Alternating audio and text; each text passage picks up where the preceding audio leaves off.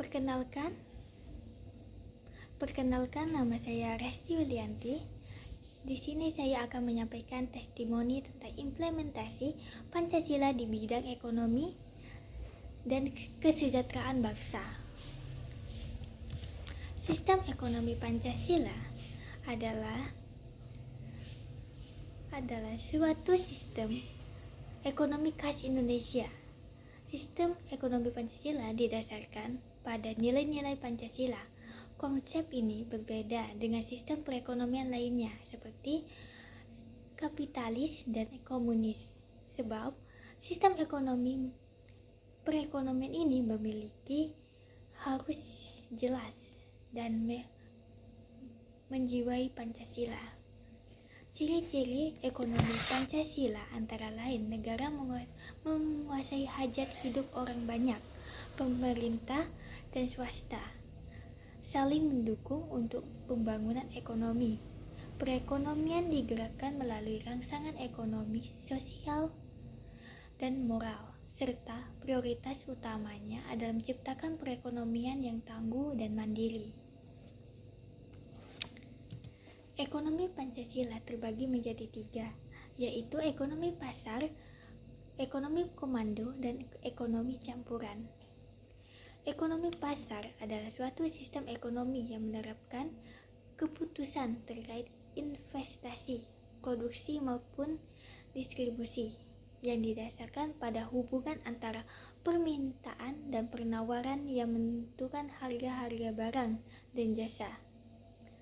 Ciri utama ekonomi pasar adalah pengambilan keputusan investasi atau alokasi barang produsen lewat pasar modal dan keuangan.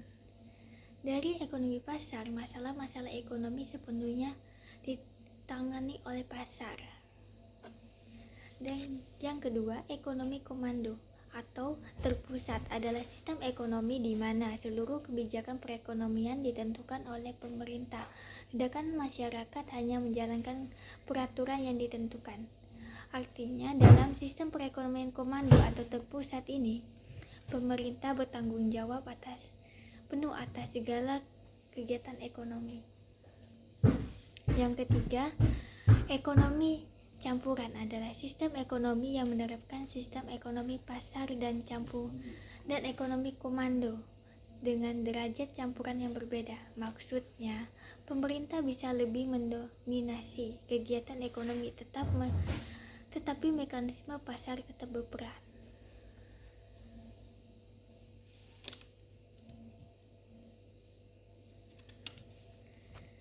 Penerapan nilai-nilai Pancasila dalam kebijakan ekonomi menurut Wajanto. Dalam sila pertama, ketuhanan yang Maha Esa, keimanan dan ketakwaan menjadi landasan spiritual, moral, dan etik bagi penyelenggara ekonomi dan pembangunan.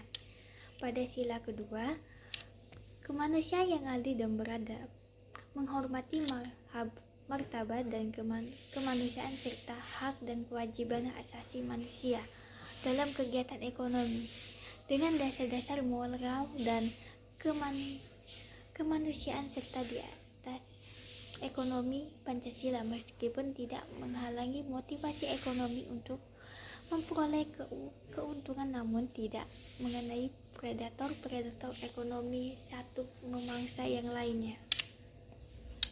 Pada sila ketiga, Persatuan Indonesia mengamanatkan kesatuan ekonomi serta penjabatan wawasan Nusantara di bidang ekonomi. Pada sila keempat, kerakyatan yang dipimpin oleh hikmat kebijaksanaan dalam pemusyawaratan perwakilan. Pancasila menunjukkan pandangan bahwa bangsa Indonesia mengenai kedaulatan rakyat dan bagaimana demokrasi Pancasila dijalankan di Indonesia. Di bidang ekonomi, Pancasila dikelola dalam sebuah sistem demokrasi yang di dalam Undang-Undang Dasar 1945.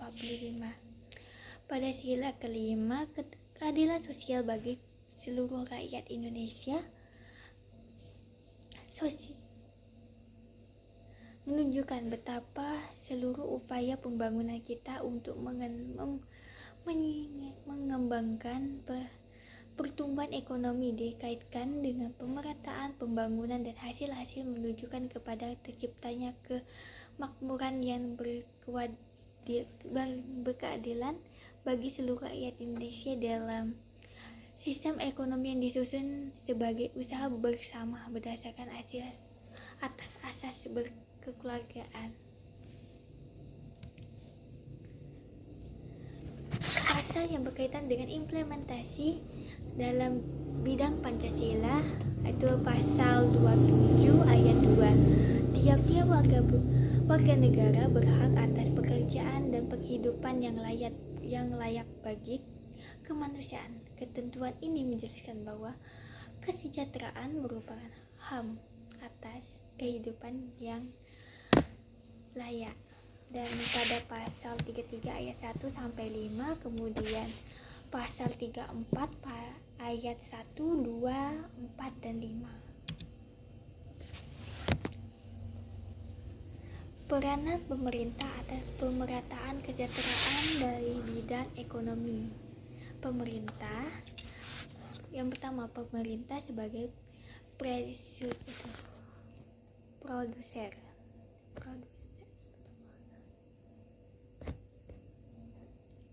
yang artinya peran rumah tangga pemerintah adalah memproduksi barang atau jasa dalam rangka memenuhi kepentingan publik. Produksi barang atau jasa dilakukan oleh lembaga pemerintah yaitu BUMN, misalnya PT PLN Persero menyiapkan listrik untuk kebutuhan masyarakat.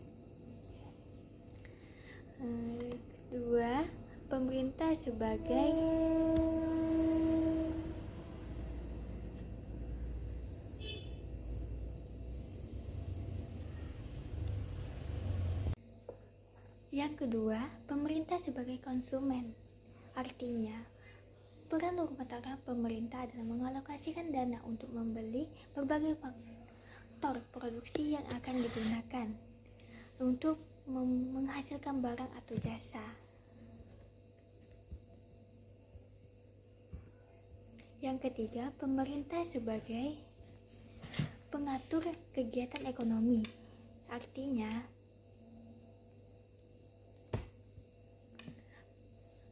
membuat berbagai kebijakan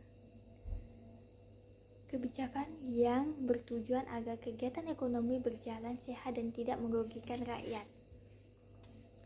Yang keempat, pemerintah sebagai distributor. Artinya penyaluran sesuatu dari yang berlebihan kepada yang kekurangan agar terwujudnya kesejahteraan yang setara dalam pemenuhan kegiatan. Untuk menjalankan tugasnya, pemerintah tentu membutuhkan dana yang akan digunakan. Kesimpulannya, dari konteks pembangunan ekonomi di era globalisasi yang sangat dinamis ini, peranan pemerintah suatu negara menjadi semakin terbatas. Hal ini terjadi bukan semata-mata disebabkan oleh gencarnya proses liberalisasi dan kapitalisme, tetapi juga oleh kenyataan bahwa aspek kehidupan masyarakat modern menjadi semakin kompleks. Negara semakin kurang mampu menghadirkan kesejahteraan bagi seluruh warga negaranya karena disebabkan oleh kekurangannya pemahaman Pancasila di kegiatan ekonomi. Dan di negara kita dewasa ini dalam prakteknya, perekonomian lebih cenderung kepada sistem liberalis bukan Pancasila. Sekian presentasi dari saya. Wassalamualaikum warahmatullahi wabarakatuh.